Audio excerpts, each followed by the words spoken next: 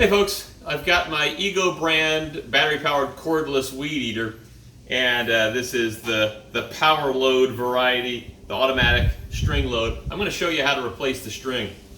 I've already taken out the old string, and normally you might want to take out the battery, but the way this one works, you use the battery to replace the string, so just don't pull the trigger while you do this.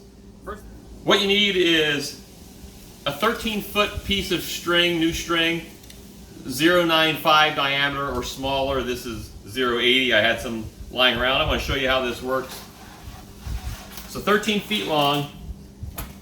You find these eyelets here, what they call them, and you put your string in and you push it through until it comes out the other side, like that.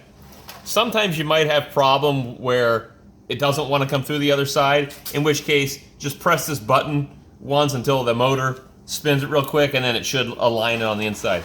Once you have the string through, you're going to just pull this all the way until you've got even lengths on both sides, which I do. Now that the string's sitting there, you really don't have to do anything. I'm going to kind of hold it like this. You press this button here on the top, this power load button, and hold it while it goes in.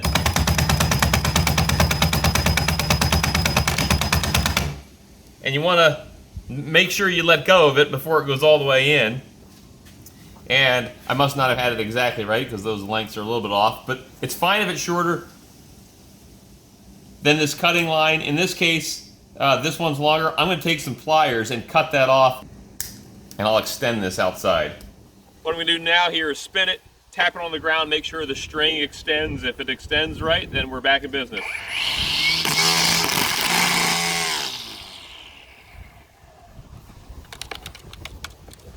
Yep, so both sides are nice and long like they should be. That's all there is to it. Hopefully this video has been helpful. If it has, subscribe to the channel. Good luck to you. Thanks for watching.